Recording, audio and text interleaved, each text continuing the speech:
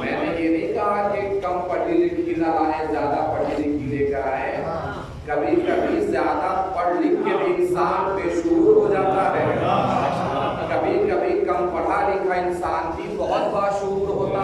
बेशक। तो माँ हमेशा बाशूर लाए, बेशूर न लाए। इसलिए कि अगर माँ बेशूर हो तो चाहे किसी की भी माँ हो हैदर के मुकाबले में आ जाती है। अगर माँ बेशूर हो तो चाहे किसी की भी माँ हो हैदर के मुकाबले में आ जाती है। और अगर माँ बाशूर हो तो चाहे काफिर की माँ हो जिंदगी भर अपने बेटे को यही समझाती है किसी के भी मुकाबले में जाना नहीं है।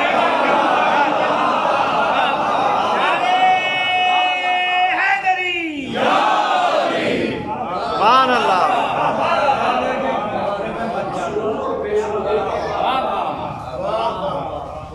ये शूर जब बढ़ता है अपने उरूज को पहुंचता है, अपनी मेराज पे जाता है तो कहीं सहरा बनती है, कहीं सहरा बनती है।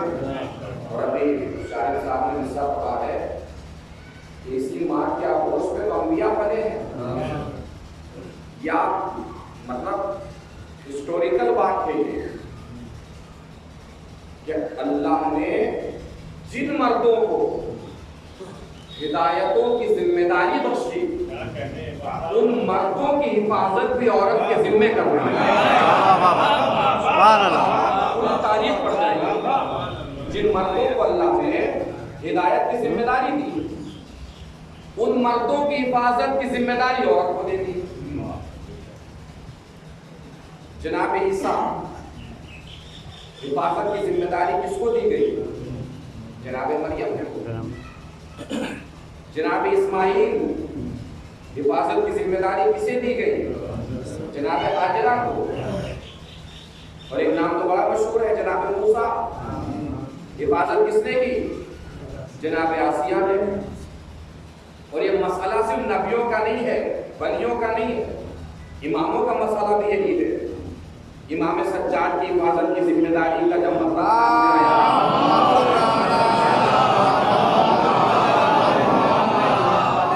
अल्लाह ने इमाम सज्जाद की हिफाजत की जिम्मेदारी जनाब ज़ैनब को दे दी। इसी वजह से जनाब ज़ैनब का एक लक़ब है कफ़ीलतुस सज्जाद, यानी इमाम सज्जाद की सरपरस्त और मुहाफ़िज़ा को ज़ैनब कहते हैं। कोई कह सकता है कि इतने बड़े इमाम हैं हिफाजत की जिम्मेदारी अल्लाह औरत को कैसे दे सकता है? तो कुरान से मैंने दलाइल दे दिए। ये सारे वाक़यात कुरान मजीद में हैं कि अल्लाह ने जनाब ईसा की हिफाजत की जिम्मेदारी मरियम को दी है, जनाब इस्माइल की हिफाजत की जिम्मेदारी हाजरा को दी है, जनाब मूसा की हिफाजत की जिम्मेदारी आसिया को दी है। अब मुहर्रम करीब है, जुमला पहुंचे तो बताइएगा। मिंबर पे बैठा हूँ, पूरा दावा और चैलेंज है कि जिस जमाने में इमाम सज्जाद है उसी जमाने में अगर आसिया भी होती, मरियम भी होती, हाजरा भी होती तो अल्लाह जब भी इमाम सज्जाद की हिफाजत की जिम्मेदारी ज़ैनब ही को देता। इसलिए कि इन औरतों में से किसी का बाप अली नहीं है, किसी की मां ज़हरा नहीं है।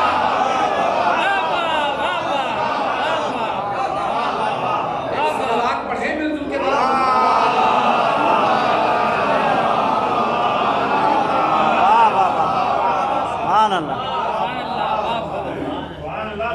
देख सकते हैं किस तरीके से हिफाजत फरमाई इमाम सज्जाद की जनाब ज़ैनब।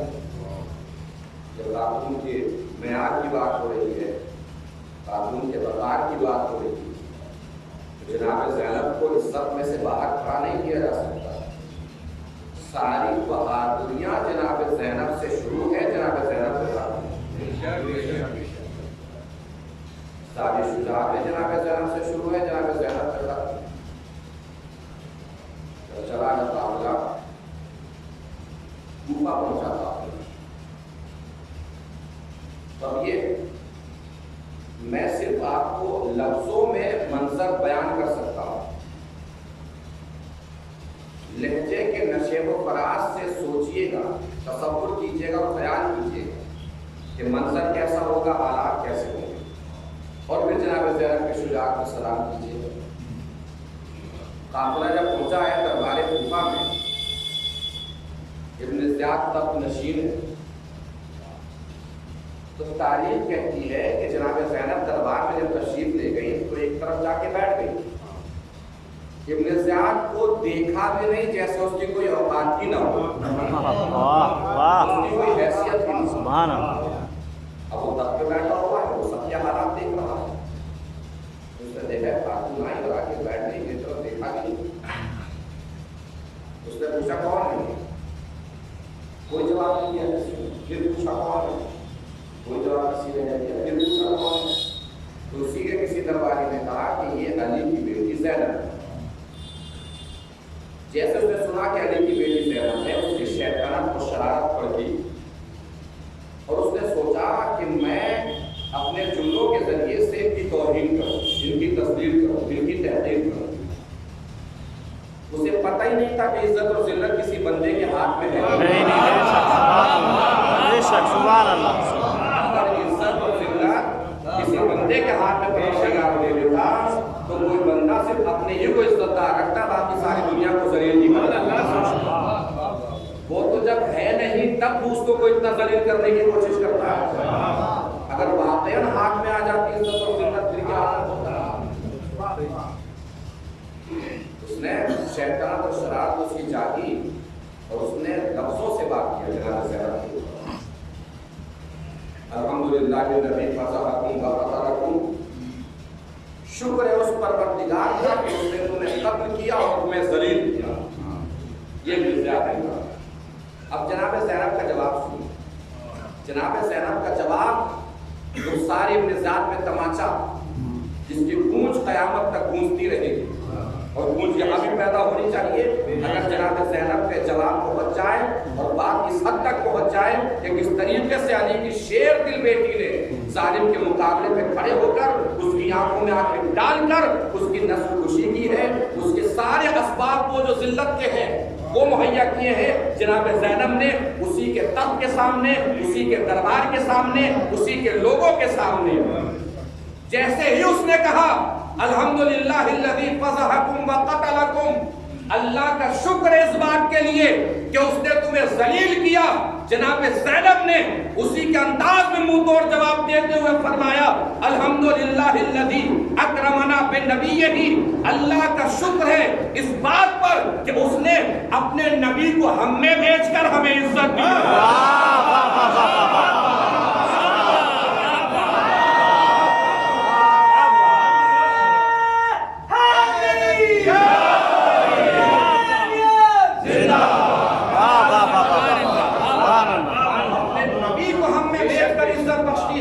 उस परवरदिगार आलम ने।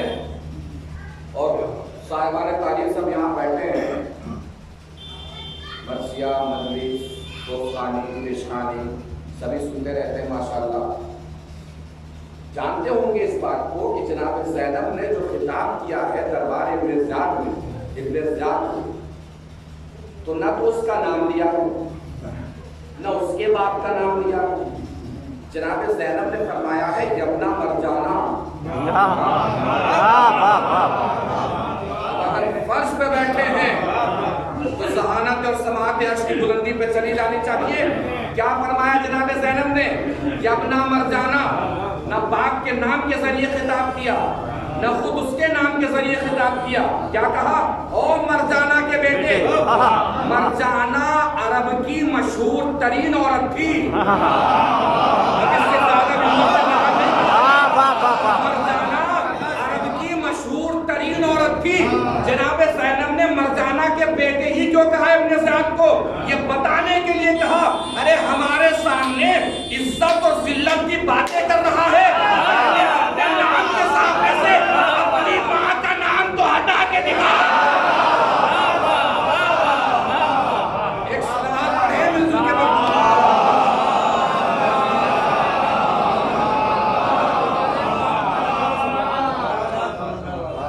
और ये हिफाजती काफिला और इसी दरबार कूफा में इमाम सज्जाद को हुक्म दे दिया गया। जनाब ज़ैनब ने इस तरीके से हिफाजत फरमाई है इमाम सज्जाद की कि मुझे ताबूत के बगैर सज्जाद तक नहीं पहुंच सकते। जनाब ज़ैनब सीना सबर हो गई इमाम सज्जाद की। ये हिफाजती बंदोबस्त कूफे से होकर शाम पहुंचा। शाम के दरबार का मंजर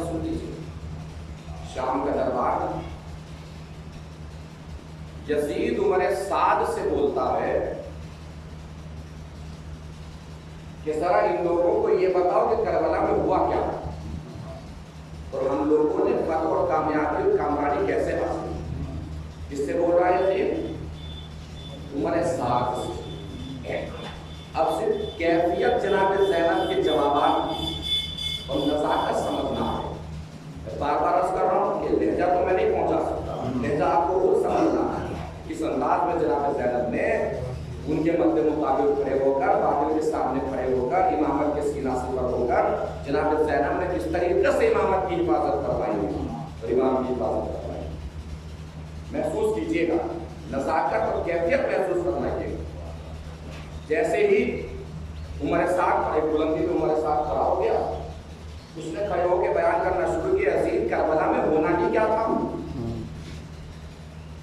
हम हजारों में वो कुछ लोग थोड़ी देर जंग चली, फिर हमने उन्हें मार दिया, खत्म कर दिया। जैसे उमर साद ने कहा कि वो थोड़े से लोग हमने उन्हें मार दिया और खत्म कर दिया, जनाब ज़ैनब लहज़े अली के साथ दहाड़ी।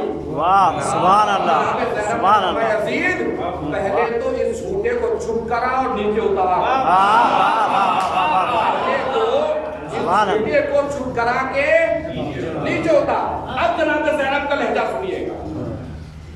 जैसे वो चुप हुआ, नीचे उतरा, जनाब ज़ैनब ने फरमाया, यजीद करबला के मैदान में मेरा भाई कि शेर दिली के साथ लड़ा, तुझे क्या पता, तू तो अपने दरबार में बैठा है, मेरा भाई मैदान में आया था, अपने घर में बैठा है, मेरा भाई मैदान में आया था।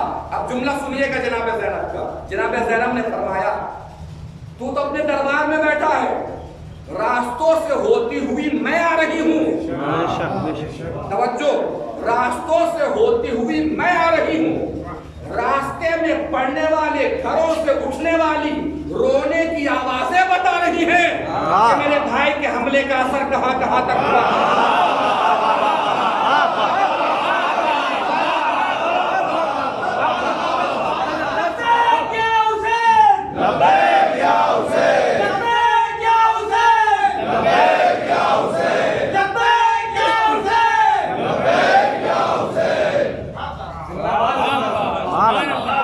घरों से तो रोने की उठती हुई आवाजें आ रही हैं,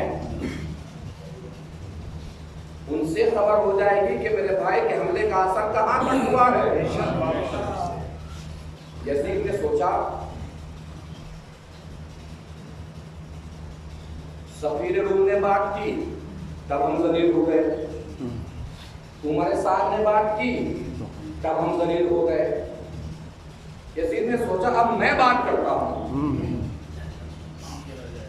उसने कहा कि काश आज हमारे बदौलत के आबावदार होते तो देखते कि मैंने किस तरीके से बदला लिया है, किस तरीके से दुश्मनों को पसपा किया है, किस तरीके से बागियों की बगावत के सामने लाया हूँ। जब यजीद ने ज्यादा ही मैं किया तो जनाब ज़ैनब ने पहले उसकी मैं घुमाया। जैसे वो कह रहा था, मैंने ये किया, मैंने ये किया, मैंने ये किया, मैंने ये किया, जनाब ज़ैनब ने सबसे पहले क्या किया, उसकी मैं को मारा, और मैं को मारते हुए फरमाया, यबनत तुलबा, वो हमारे आजाद करता गुलामों की औलाद,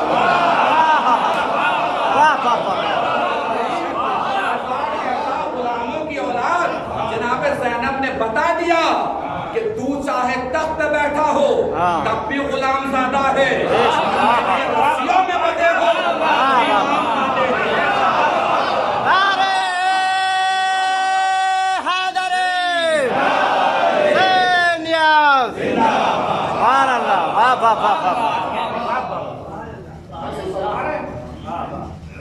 इसी दरमियान सफीर रूम ने पूछ लिया, ये लोग हैं कौन? उसने कहा कि बाप मेरे मुकाबले में खड़ा हुआ था, मैंने उसे मार दिया और एक नवाज़ पैक करके लेके आया। जैसे जनाब ज़ैनब ने सुना कि बाप था, मैंने उसे मार दिया, जनाब ज़ैनब ने खुतबे का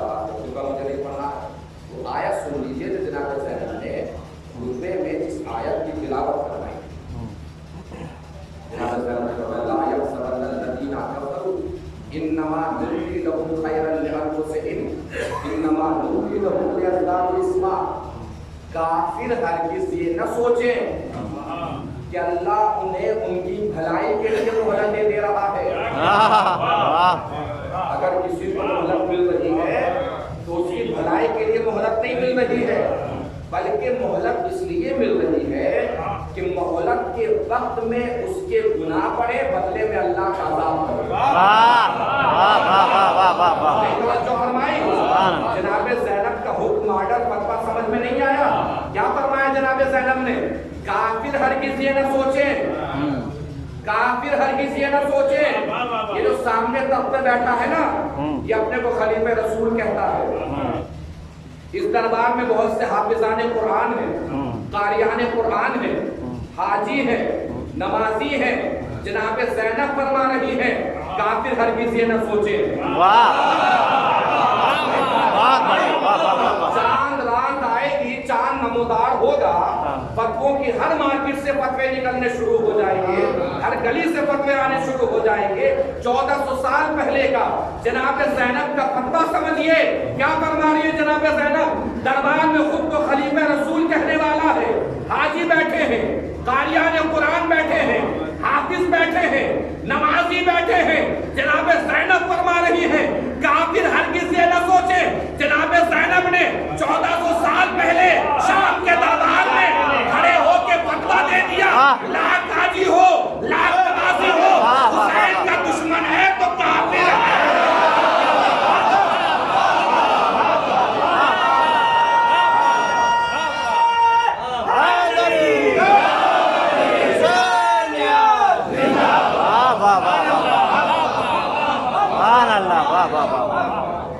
सुभान अल्लाह।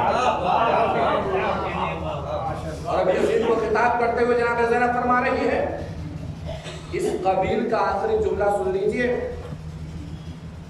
पूरी ताकत से पढ़ूंगा और पूरी ताकत से सुनना। जनाब ज़ैनब की शुजाअत को जितनी ताकत समेट कर दाद दे सकते हो सलाम करना है, मेरी खिताबत को नहीं, जनाब ज़ैनब की शुजाअत को। नज़ाकत कैफियत महसूस कीजिएगा जनाब ज़ैनब के हमले की कैफियत। क्या कहा था उसने? करबला में हजारों लोग गए, तुम्हारे साहब ने यही कहा था ना, करबला में हजारों लोग गए, वो तो कुछ लोग थे मार के चले आए। तवज्जो आखिरी पर तक जनाब ज़ैनब की शुजाअत को दाद देने के लिए पूरी ताकत समेट लेनी है, पूरी ताकत से पढ़ना है, पूरी ताकत से सुनना है। एक मर्तबा जनाब ज़ैनब ने यज़ीद को खिताब करते हुए फरमाया, और यज़ीद यो मेरे साथ क्या बोल रहा है? हजारों गए, हजारों गए, हजारों गए। इससे पूछ के मुझे बस इतना बता दे, गए तो हजारों थे, बच के कितने?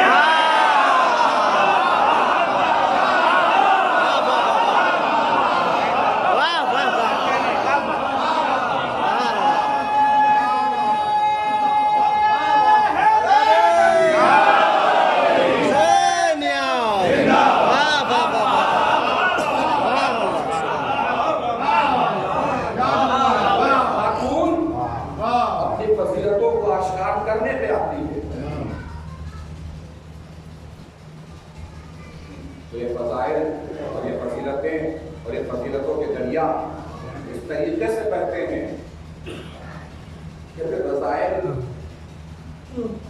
रसीलतें, पस्तियां नजर भी नहीं आती, दिखाई नहीं देती। इमाम जाफर सादिक़ अलैहिस्सलाम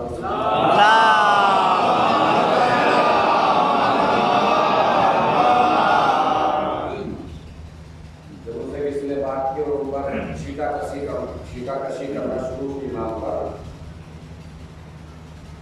महसूस करेंगे मेरे जवान भाई, मेरे नौजवान अपने किरदार को किसी भी मैदान में इंसान को इतना बुलंद कर लेना चाहिए कि अगर छोटी छोटी आवाजें मुकाबले में आएंगी तो एहसास न हो।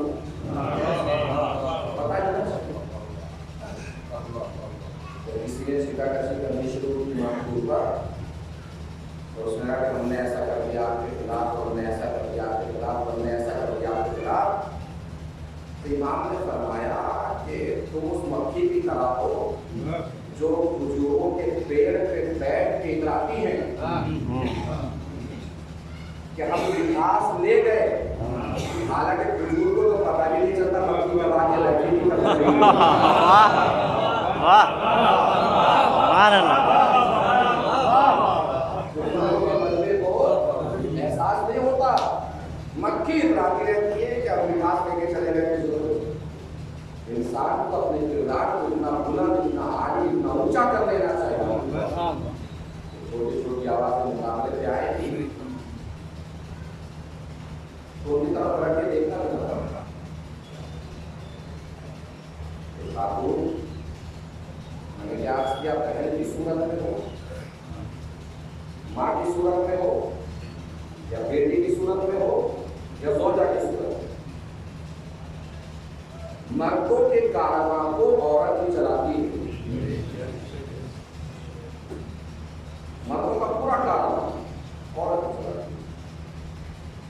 अब आ जाइए इनकी फजीलतों की तरफ। खातून की सूरत में जब अल्लाह किसी को बेटी देता तो हुजूर अकरम सल्लल्लाहु अलैहि वसल्लम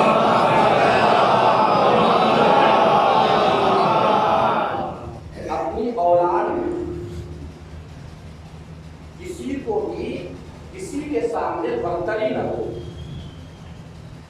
मतलब अगर 2 बच्चे हैं, 3 बच्चे हैं, 4 बच्चे हैं, तो उनमें से किसी को ऐसा न लगे कि अब्बा इसे ज्यादा चाहते हैं। इसकी वजह से क्या होता है, आपस में हसद पैदा होता है। ये मासूम ने फरमाया है, ये मेरी किताब है। बच्चे अगर हो तो किसी को किसी के सामने बर्तरी न दो, सबको एक नजर से देखो। तोहफे लाओ घर से, बाहर से घर, तो सबको एक तरीके से तोहफे आगे फरमा दो। अगर बर्तरी देनी हो तो बेटी को दो। अगर बच्चों में बर्तरी देनी हो तो बेटी को। अगर तोहफे बाहर से ज्यादा लेके आ रहे हो और किसी को ज्यादा देना हो तो ज्यादा तोहफा देने के लिए बेटी का इंतजार करो। बेटो बेटी को बेटों से ज्यादा, बेटी रहमत होती है और अल्लाह ने उसे रहमत बनाया है जो खुद रहीम और रहमान है। बेटी को रहमत बनाया। यदि रिश्ता आगे बढ़ता है तो बहन की सूरत इख्तियार कर जाता है। बहन अमल की सूरत में, दुआओं की सूरत में, तहारतों की सूरत में भाई की मुहाफिज होती है। बहन को भाई की मुहाफिज कहा गया है और शरीक कार कहा गया है। और जनाब ज़ैनब की सीरत से भी शरीक हुसैन भी जनाब ज़ैनब। औरतों में अगर किसी को मुशीर बनाना हो, मशवरा औरतों से लेने से मना किया गया है, लेकिन अगर मशवरा लेने की जरूरत पड़ जाए तो बहन से मशवरा लें। इसलिए कि बहन कभी भी अपना बुरा चाहेगी, भाई का बुरा नहीं। मशवरा लेने की बात है, यही रिश्ता और आगे बढ़ता है तो ज़ौजा की सूरत इख्तियार करता है। अब एक नाजुक सी रिवायत आपको सुनाता हूं। तो मेरे जवान नौजवान भाई जिनकी शादियां हो चुकी हैं,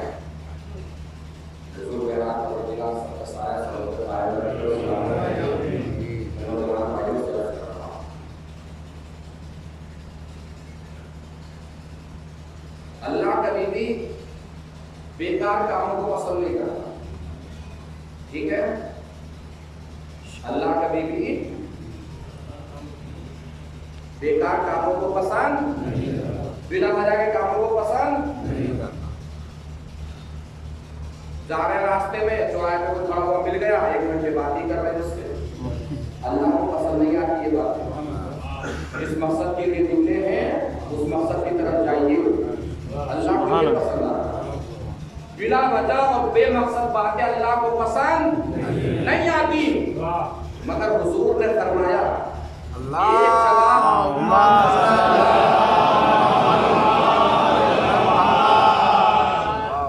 एक जगह परवरदिगार को बिला वजह और बेमकसद बातें भी पसंद आती हैं। वो कब? जब एक शौहर अपनी बीवी से बिला वजह बातें करे, अल्लाह को पसंद आता, अल्लाह को पसंद आता। ये मैं इसलिए अर्ज कर रहा हूँ कि जो हम बच्चों की तरबियत की बात कर रहे हैं कि बच्चों की तरबियत अच्छी होनी चाहिए, तरबियत कहाँ से अच्छी होगी?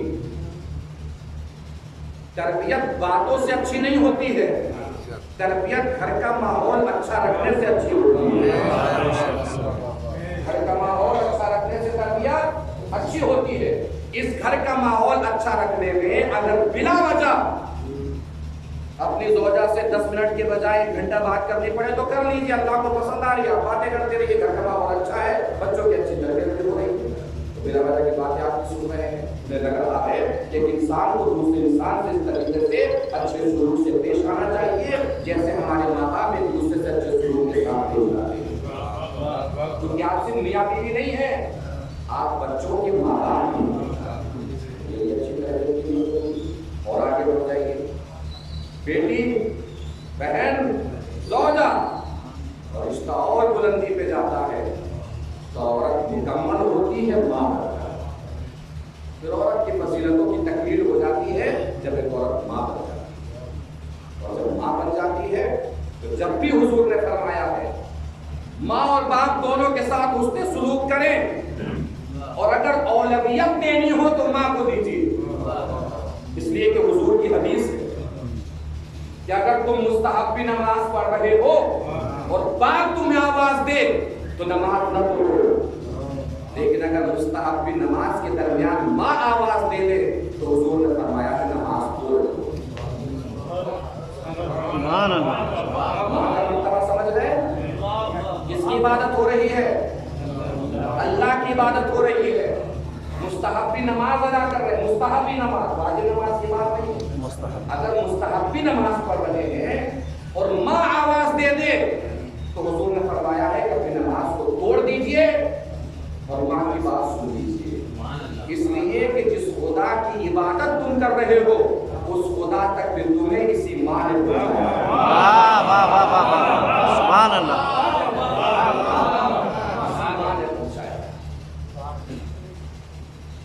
मुहर्रम करीब है, 2 महीना 8 दिन एक मंदिर से दूसरी मंदिर, दूसरी मंदिर से तीसरी मंदिर, मेरे जवान आए, मेरे नौजवान जा रहे थे। सबसे पहला अमल, सबसे बड़ा अमल, सबसे आसान अमल जो इंसान के गुनाह माफ कराता है वो रिश्तेदारों से उसने सलूक है। रिश्तेदार में माँ बाप भी आते हैं, भाई बहन भी आते हैं, चचा मामू भी आते हैं, खाला फूफो भी आती है। इमाम जाफर सादिक अलैहिस्सलाम की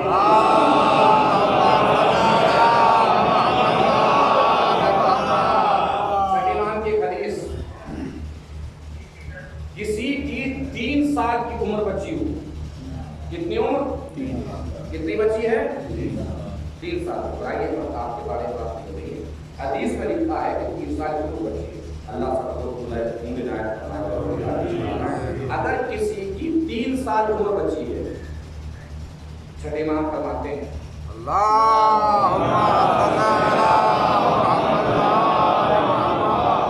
रिश्तेदारों से वो शख्स अच्छा सलूक करना शुरू कर दे, अल्लाह उसकी उम्र 3 साल से बढ़ाकर 33 साल है। ये बाकी का गलत होता नहीं है, ये छठे इमाम ने फरमाया। आसान नुस्खा, उम्र कम बची है, उम्र बढ़वानी है, अल्लाह 3 साल साल की उम्र 33 साल कर देगा अगर इंसान रिश्तेदारों के साथ अच्छा सलूक करेगा। और जब मौत आएगी तो उसकी मौत को आसान बना देगा। मौत में आसानी चाहिए, रिश्तेदारों से अच्छे सलूक से पेश आइए। रिश्तेदारों से जो सलूक होता है अच्छा, उसे सिले रहमी कहा जाता है। सिले रहमी का ताल्लुक बदले से नहीं है। ये सिला जो इसके अंदर सिला मौजूद है, सिले रहमी, सिला के माना लोग बदला समझते हैं। सिले रहमी का ताल्लुक बदले से नहीं है। सिले रहमी का मफहूम क्या है? हुजूर ने फरमाया, आपका रिश्तेदार आपके साथ चाहे जैसा सलूक करे, आप उसके साथ पलट के अच्छा सलूक कीजिए, इसी को सिले रहमी कहते हैं। सुभान अल्लाह। कितना खराब सलूक करे आप अच्छा सलूक कीजिए, इसी को सिले रहमी कहते हैं। और ये अच्छे सलूक महवर और मरकज है करबला के। आप 1 मिनट और 1 लम्हे के लिए बस करबला को सोचिए। मसाइल नहीं पढ़ रहा हूं, सिर्फ सोचिए, आप फिक्र कीजिए। करबला से रिश्तों को निकाल दीजिए। फिर आप में से कोई मुझे करबला सुना के दिखाए। रिश्ते कितने अहम हैं। अभी आपने मरसिया सुना। हमारी जो मरसिया की तहजीब है, मरसिया का जो कल्चर है, मरसिया रसाई अदा, रोने रुलाने का जो मशगला और काम है, रोने रुलाने की जो फितरत है, रोने रुलाने का जो सिलसिला है, रोने रुलाने के जो असबाब हैं, रोने रुलाने के जो जराए हैं, उनमें से रिश्तों को निकाल दीजिए। फिर ना कोई आदमी रो सकता है, ना कोई आदमी रुला सकता है। करबला की रूह निकल जाएगी अगर रिश्ते दरमियान से निकाल दीजिए। फिर करबला बता के दिखाएगी। कोई हज़रत अब्बास सुना के दिखाए मुझे तरह रिश्तों, कोई सकीना सुना के दिखाए तरह रिश्तों, कोई ज़ैनब बता के दिखाए तरह रिश्तों। करबला के सारे किरदारों के महवर रिश्ते हैं। जब करबला के महवर रिश्ते हैं तो 2 महीना 8 दिन करबला का तस्करा रहेगा, करबला का जिक्र रहेगा। कुछ कीजिए ना कीजिए, कम से कम 2 महीना 8 दिन में इसी बात की प्रैक्टिस कर लीजिए, इसी बात की नफ्स को तरबियत दे लीजिए कि हमें अपने रिश्तेदारों के साथ अच्छा सलूक करना। सुभान अल्लाह।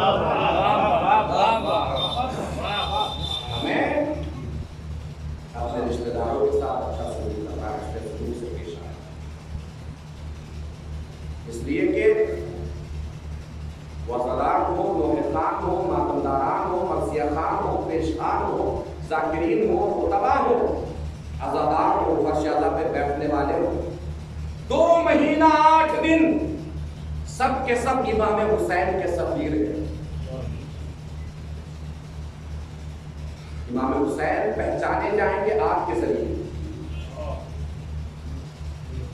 लोग आपके किरदार को देख के समझेंगे कि इनके इमाम कैसे हैं। वाह वाह वाह वाह वाह, सुभान अल्लाह।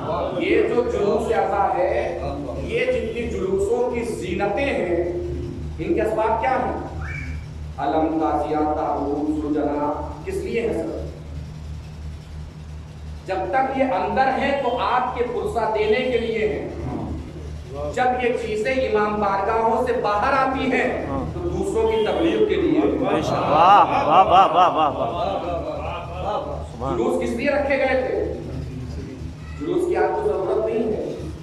जुलूस तबलीग के लिए थे कि जब आप बाहर निकले अलम और ताजिया और ताबूत और सुलझना लेकर और मातम करे बाहर निकलकर, तो लोग आपसे पूछे कि क्या कर रहे हो, तब आप पलट के पूरी करबला जवाब में बताएंगे। सुभान अल्लाह। जुलूस किस लिए थे? दूसरी कौमों को हमेशा याद रखिए, बैन सुतूर पढ़ने की आदत है। बैन सुतूर मतलब वो सतरें नहीं पढ़ते, दरमियान की चीजें पढ़ते हैं जो खाली होती है। मतलब क्या है? उनके ऊपर इस बात का कोई असर नहीं होता कि आप जुलूस में सब पे खड़े होकर कितनी देर तक मातम कर सकते हैं। उनके ऊपर इस बात का असर होता है कि मातम करते हुए आपका इखलाक कितना बुलंद रहता है। लेकर जुलूस निकलते हैं तो उस वक्त आपका किरदार कितना आगे रहता है।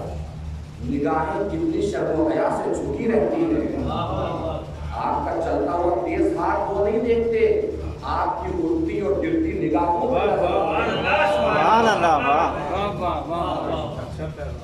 आपके खड़े हुए बुलंद हौसले जो जुलूसों में जागने के होते हैं उन पे उनकी नजर नहीं रहती।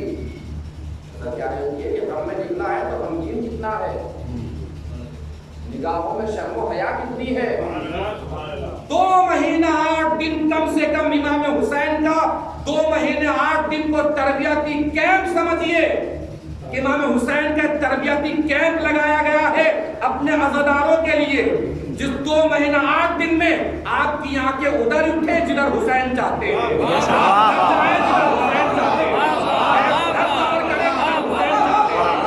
आप वो सोचे जो हुसैन चाहते हैं, दिल ऐसे धड़के जैसे हुसैन चाहते हैं।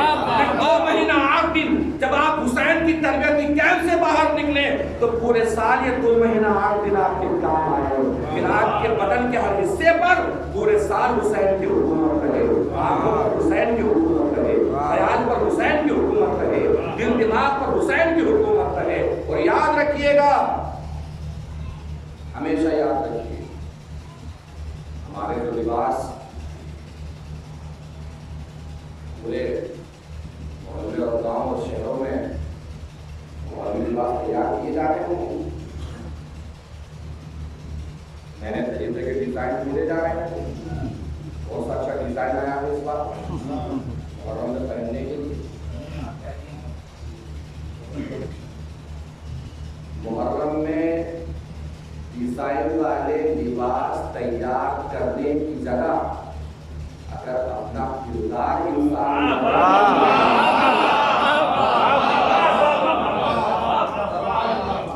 हमें फर्श अज़ा पे जाना है, हमें हुसैन के जुलूस पे जाना है, हमें अब्बास का अलम चूमना है, हमें हुसैन का ताज़िया देखना है। अपने किरदार को बनाएं और सोचें कि न दिल में हसद हो, न गुस्सा हो, न कीना हो, न निफाक हो, न निगाहों में गुनाह की आलूदियां हो, न हाथों से हमारे गुनाह होता हो। गुनाह करने से पहले सोचिए इन हाथों के जरिए हमें अब्बास के अलम को छूना है। हाथों का गुनाह करने से पहले सोचिए कि इन निगाहों से हमें हुसैन का ताज़िया देखना है। अपने बदन से गुनाह करने से पहले सोचिए कि हमें फर्श अज़ा हुसैन पे बैठना है। सहन दिल दिमाग को गुनाहों से आलूदा करने से पहले सोचिए कि हमें हुसैन के फ़ज़ाइल में शिरकत करना है। हुसैन का और इन सब चीज़ों में अहम चीज़ और अहम हिस्सा है जो मैं बार बार अर्ज़ करता हूँ, किरदार बनाने में बाप का भी असर होता है, माँ का भी असर। माएँ अहम किरदार है हमारी जिंदगी की। जो फर्शा आज हम तक पहुँचा है, माओ ने बड़ी मेहनतें की, बड़ी खिदमतें की है। माओ ने अपनी औलादें बेची हैं फर्शा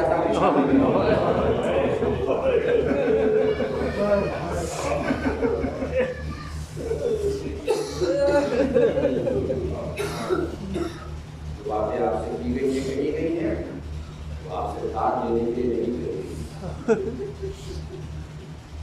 एक इंसान के सहन में भी अगर बात कर जाए तो ने अपने ऊपर हुसैन की हुकूमत को कायम रखने में हुसैन का मददगार साथी हो।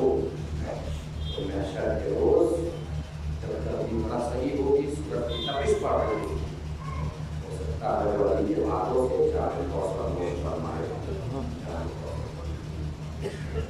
मौत का कोई भरोसा नहीं है।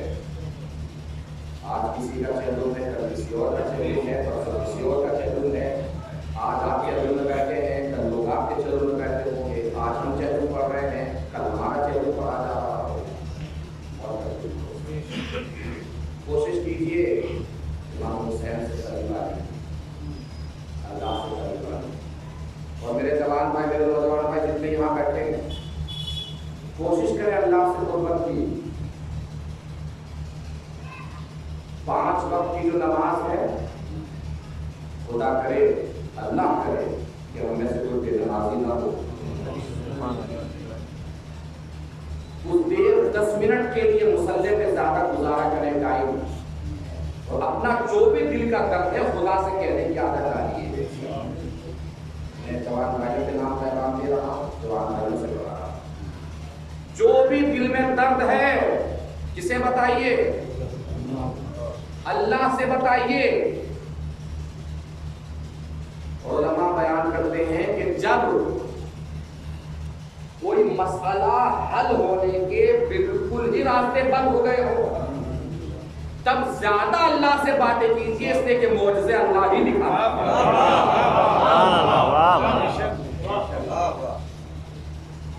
अल्लाह से गुफ्तगू करने की आदत डाली, दिल हल्का रहेगा। जो जवानी होती है इंसान की, इसमें दिल बस नहीं होता है, भारी होता है।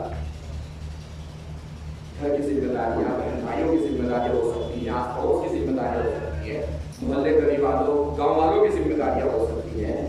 इंसान खुद इतनी कश्मकश में अंदर अंदर चलता रहता है, उनका रहता है, बाहर किसी को बता ही नहीं सकता मेरे अंदर क्या चल रहा है। अचानक से मेरी परेशानी ऐसी हो जाती है कि पूरा गाँव रात होता रहता है, मेरे जवान भाई, मेरे नौजवान भाई, अल्लाह से बातें करने की आदत डालें। मुसल्ले पे जब जाएं तो 10 मिनट ज्यादा बैठा करें मुसल्ले पर, अल्लाह से गुफ्तगू करने के लिए सारा दर्द जो भी दिल में अल्लाह के सामने रख दीजिए।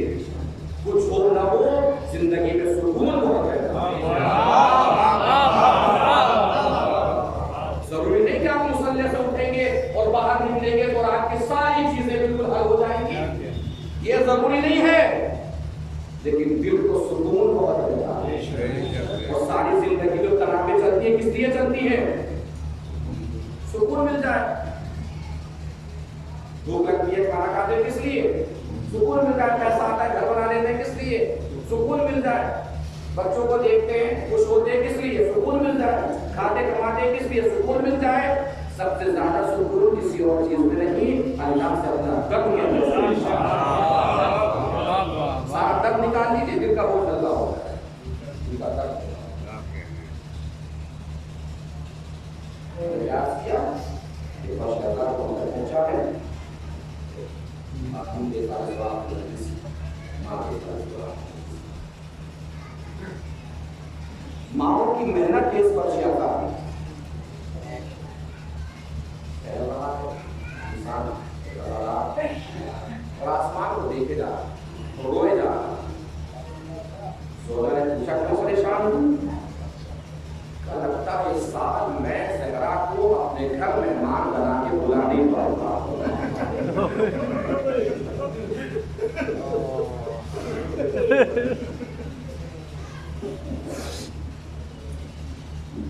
इसलिए कफ़ारी मुहैया नहीं है,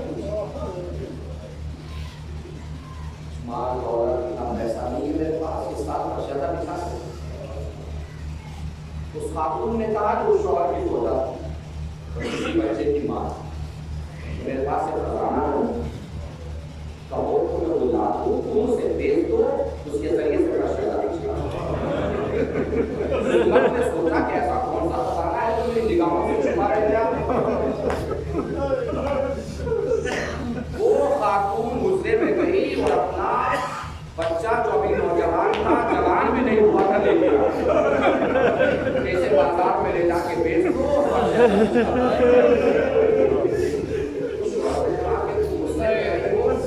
इससे तो मालूम करो ये भी मिलना चाहता है कि नहीं। अब यहाँ माँ की तरफ फौरन बच्चा आंखों में आंसू भर के बोला कि बाबा इससे बढ़ के मेरी कीमत क्या हो सकती है?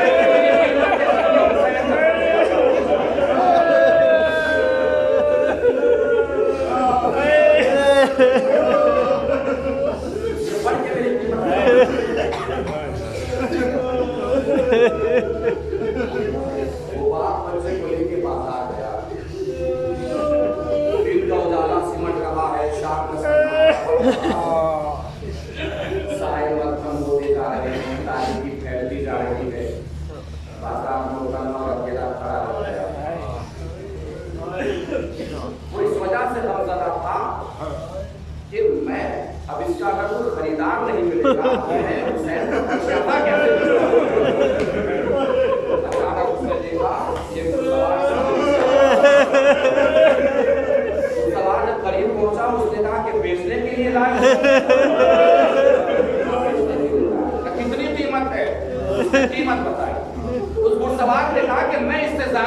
कीमत अदा कर सकता हूँ। उसने कहा मुझे जरूरत नहीं, बस इतनी कीमत काफी है कि मेरे आका का फर्श अदा करो और मेरी शहजादी फातिमा ज़हरा घर में उसने कीमत दी, बच्चे को लिया, चलने लगा। तो बच्चा बार बार मुड़ के उधर देख रहा है कि बाप जा रहा है, देख रहा है। तो बाप ने कहा परेशान है, उसने क्या जवाब दिया? मैं आपके साथ जा रहा हूँ, बस एक बार अपनी माँ से और मिल, एक बार अपनी माँ से और मुलाकात कर लेगा। उसने कहा तो चले जाओ, माँ के पास चले जाओ। कैसे जाऊँ? वो सोचेंगे कि मैं शायद भाग के आ गया और मेरी माँ बर्दाश्त नहीं कर पाएगी। तो फिर जाओ, कहते ना कि तुम्हें मैंने आजाद कर दिया। तो माँ कैसे यकीन करेगी कि अभी फरीनता भी आजाद कर दिया? तो जाके बस इतना माँ से कह देना कि तुम्हें उसी हुसैन ने आजाद किया।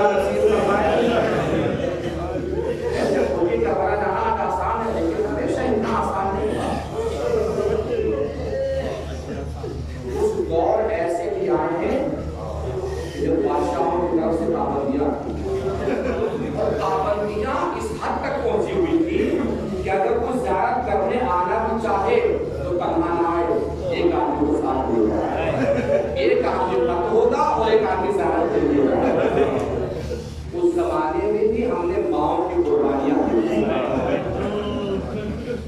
सिपाही खड़े हैं, रात की तारीखी छाई हुई, जो सिपाहियों ने देखा कि एक नकाब पोश बीवी चली रहा है। उन्होंने रोक के पूछा कहाँ जाना? तुर्बत हुसैन की ज़ियारत के लिए। तब उन्हें शक नहीं पता है कि अकेले नहीं जाना, किसी को साथ लाना। एक खत्म का एक ज़ियारत है, तुर्बत हुसैन के लिए जाएगा।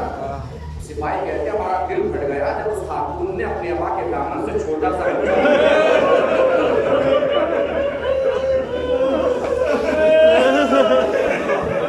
निकाल के हमारे हवाले कर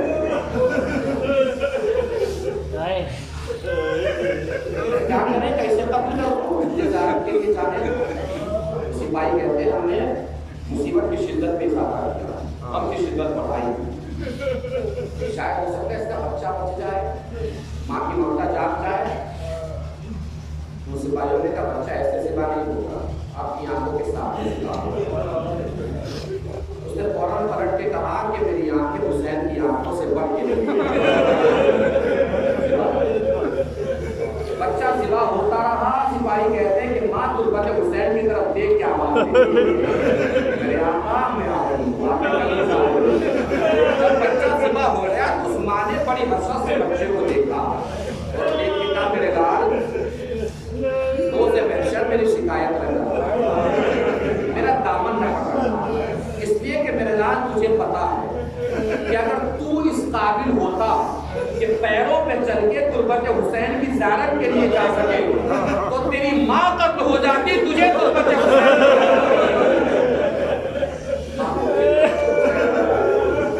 माँ कहती है कि मैं तवाफ कब्र हुसैन कर रही थी कि मैंने देखा कि कोने में कोई नकाब पोश बीवी मेरे बच्चे को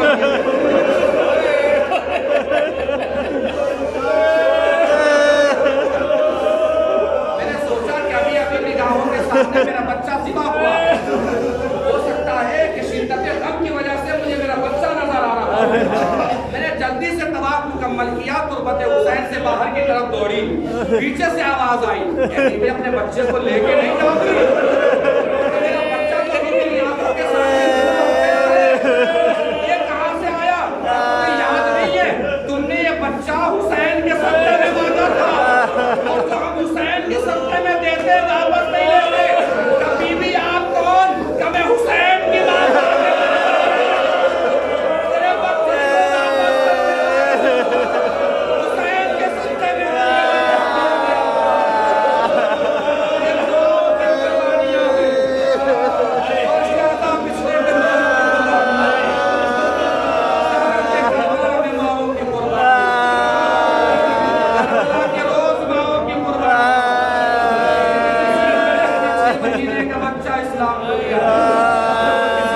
18 साल का जवान इस्लाम किसी माँ ने और मोहम्मद जैसे नाम